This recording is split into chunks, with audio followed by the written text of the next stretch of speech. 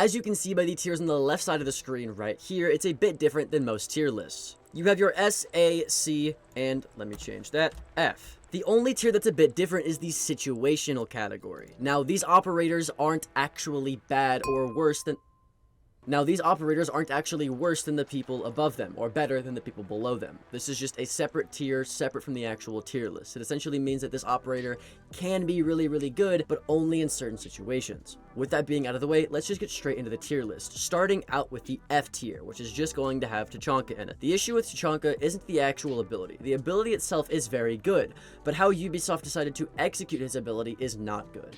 The reason for this being is because if you want to use the launcher, that's great, but the fire radius is too small, therefore people can just run through the fire. Not only this, but if you decide to pull Tachanka's launcher out, it's very clunky, it's very slow, and like I said, people will just run at you with their gun out, and they'll kill you a lot of the time. So he's just very awkward and slow to play, and he's way too slow for the fast-paced meta. Now that we've gone over F tier, let's go over C tier. As you can see, the operators in C tier are Caveira, Vigil, Oryx, Thunderbird, Thorn, and Melusi. Now, these operators aren't necessarily bad, but I just don't think that they're quite up to speed with the operators that are above them.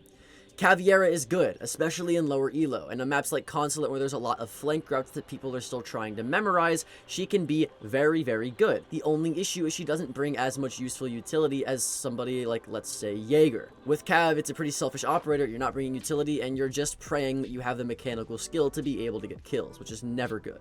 With Vigil, it's kind of the same thing. He has more of a better piece of utility, but even then, there are people that do his job but better. You want information denial, play Mute, play Mozzie, play Solus. You want the ability to roam with a good gun, play Mozzie, right? So Vigil just gets outshined, especially with the fact that he doesn't have a 1.5 times scope. It's just not viable to play him. Oryx, same exact thing. Lackluster ability and no 1.5 times scope. Thunderbird, same exact thing. In terms of actual healing abilities, she probably has the worst to date right now, just because of the fact that it doesn't heal for as much as, let's say, a Doc player. Also, no 1.5 times scope. Thorn actually has a 1.5 times scope. She has an okay ability and a deployable shield, so why did I put her so low? Well, Thorn's ability honestly just kind of sucks, and if you want to use her ability to actually get kills, you need to bring barbed wire, and you can't really do that because you should be bringing a deployable shield. Not only this, but the 1.5 times scope on Thorn is nice, but it's a slow rate of fire weapon, so it's not really nice to use anyways. I'd much rather use a Warden 1.5 or an Ash 1.5 than a Thorn 1.5. And then we have Melusi, same thing as all the other operators. The ability is just a bit mid, and it's a bit outshined by people like Fenrir, Cap Cannon, and the other trap operators that are in the game. But now that we've talked about all of the mediocre operators, let's go over some operators that are a bit better. The situational category. Here we have Castle, Pulse, Mira, Cade, Bandit, and Clash. Now, I know what you're thinking. Before everyone goes crazy in the comments, let me explain first. Like I said, this is the situational category. This category and the people in it aren't necessarily worse than the people above them. I'm not saying that Mira is worse than the people above her. I'm not saying Mira is even better than the people below her, although arguably she is. I'm just putting situational category in a category. Just pretend like this tier isn't even a part of the tier list. It's just like its own little list on the side. With that being said, though, Castle's up first. Castle is good, but you can't play him every site. And if you do play him every site, you're just going to be stuck putting castle barricades on windows that they can easily destroy with a Kali Lance by knifing it 9 times or by using a breaching charge. Next is Pulse. Pulse is great, but only if you're playing certain sites, like basement sites or first floor sites. Even if you play second floor sites, you can't really do that because then you're roaming with Pulse, which you shouldn't really be doing. Mira. You can't play Mira every site. There's some sites like Hookah on Coastline where Mira just isn't viable because there's not a single place that you can put the Mira where it can't be shot from outside the building. Is Mira a bad operator? No, she's just situational. Cade and Bandit. Same exact thing, they just are only used if you need to keep a wall closed. That isn't actually everywhere. Like I said, Hookah on Coastline. A lot of the times you don't need to keep a wall closed except for like the quad wall, but nobody really opens that in higher elo, so it doesn't really matter. You only are going to bring these two operators if you reliably need to keep a wall closed. Are they bad? No, they're just in the situational category. Now, Clash is a bit of a weird one, because I do believe that Clash is actually a pretty slept-on operator, and there are certain situations where you can reliably play Clash and get a lot of value out of Clash. The issue being is it's very rare. There are only certain sites and rooms that you can play Clash reliably to get value, and even if you're a good player, it can be hard to find where that is. If you want me to make a video on this, let me know down in the comments, but for right now, let's move on to the A tier. These are where we start to see operators that are good and that are used in most rounds. We have Smoke, Jaeger, Rook, Frost, Echo, Legion, Alibi, Maestro, Goyo, Wamai, and Aruni. Now, these operators are good and balanced operators. If I had to make a tier of operators that I don't think they should change and that I think are healthy and balanced, this would be the tier. If you play these operators every single round, no one will really complain because they're good, but you're not going to be making any sort of hero plays or tip the scales in your favor in terms of balance with these operators. They're just kind of okay. Smoke is great. Smoke used to be S tier on every single operator tier list for the past like 5 years, or most of the years that he came out up until recently. The issue with him now is 1, he doesn't bring a deployable shield, which kind of sucks for solo queue players. 2, in a fast-paced meta, you're just not going to be using his smoke grenades effectively as much as you would be in a slower meta.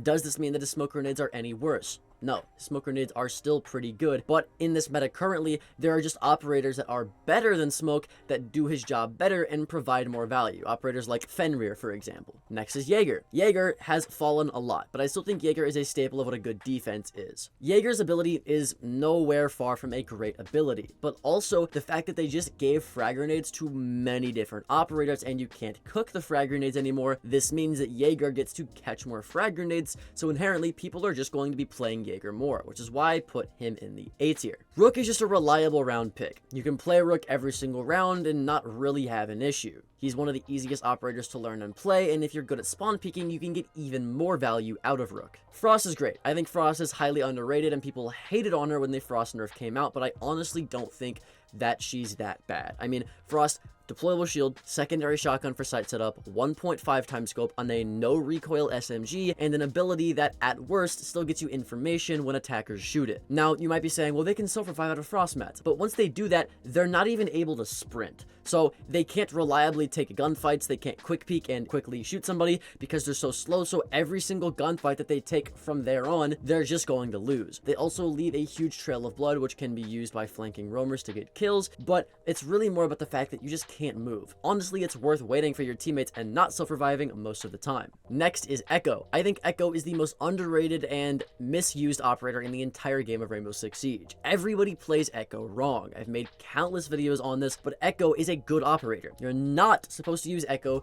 to deny plants. That's just a little subcategory of his main potential. Because we're not in a plant heavy meta and people just use him to deny plants, of course people are going to think that Echo's bad. But if you use Echo to get kills by stunning people and then swinging off of your drone or using your teammates to do that, then Echo actually starts to shine a bit. Not only does he have that, but he also has a deployable shield, which we talked about being very important, and a 1.5 time scope on a low recoil SMG, which we also talked about being very important. If the SMG isn't your style, he has the best shotgun in the entire game too. So Echo is just a complete powerhouse if you know how to reliably play him correctly. Someone who's a bit better than Echo, though, is Legion. In terms of trap operators, Legion is the most versatile there is. He gives the most information, has the most traps, and does significant amount of damage, especially after the buff. Not only this, but to add to his versatility chart, he has the super shorty for sight setup. So Legion in a solo queue environment specifically is actually pretty good. Also, with the shield rework just around the corner, Legion's going to be very good for countering Monty players, Blitz player, or any operator that brings a shield, which, by the way, they talked about how they're going to make more operators have shields like Fuse, so have primary shields as their primary weapon, so Legion is only going to get better from here. Next is Alibi. Alibi is good because she has observation blockers. Once you learn how to use observation blockers paired up with her ability, you can actually do a lot as Alibi, especially when you have good aim to back up what the information is giving you. So let's say someone shoots an Alibi clone. If you have good aim, you can easily kill that player, right? It's free kills if you know how to use Alibi correctly. Even then, still a good operator, so that's why I think she deserved A tier. Maestro, with the buff,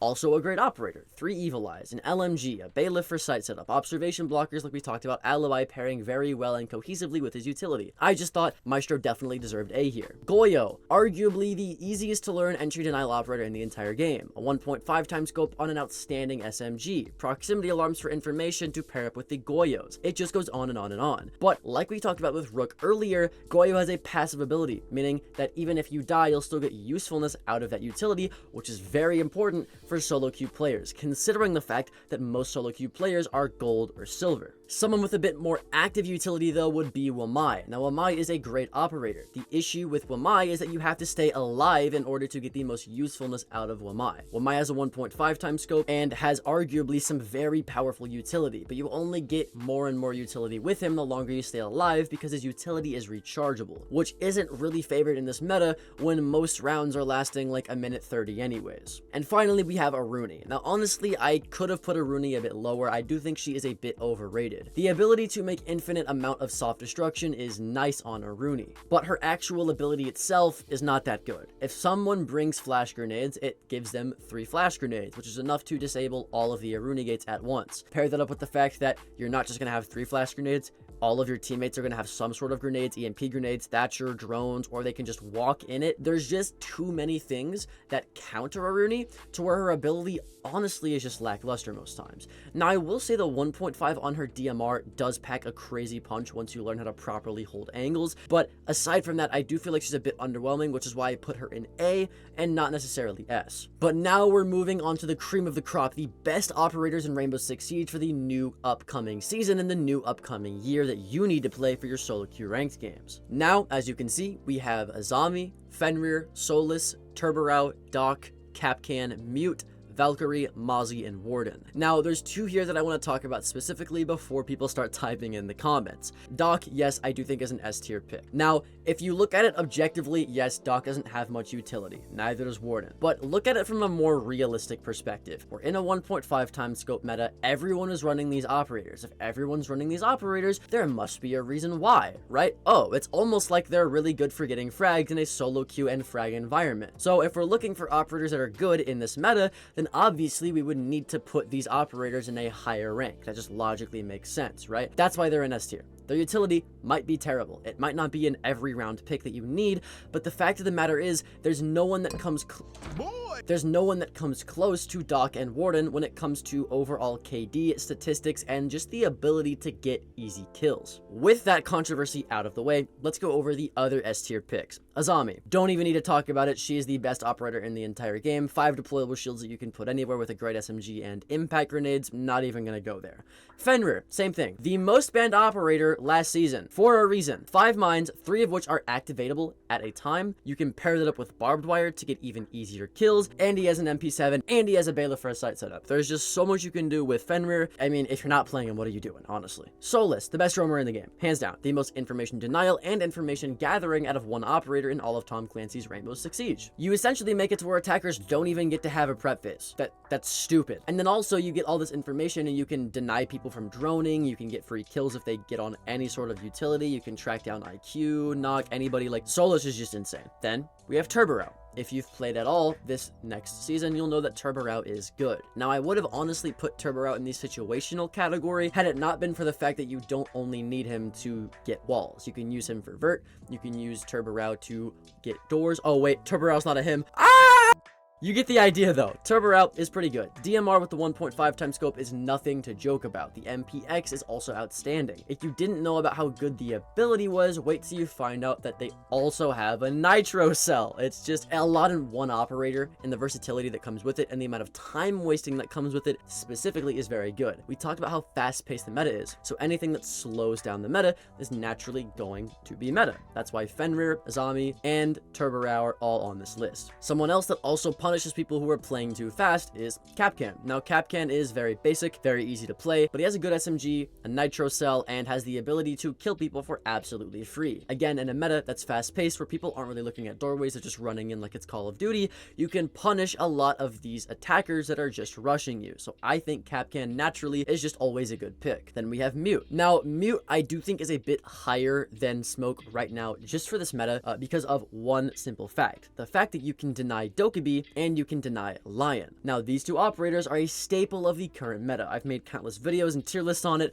but you, as the viewer, probably already know this. Dokkaebi is one of the best roam clears in the entire game, and Lion has the most flexibility and high skill ceiling of an operator that we've seen in years. This being said, Mute reliably counters both of them, with the side effect of being able to deny drones and also being able to deny walls. So I think Mute, in terms of versatility, is one of the best operators out there, and if you bring him every single round and you're a good Mute player, you can do a lot. Then we have Valkyrie. Valkyrie 2 to 3 years ago was at the top of everybody's tier list, and I don't know why it ever stopped being that way. It's not like they changed Valkyrie. She's still just as good, which is why I keep putting her at S tier. I don't know why people stopped doing that.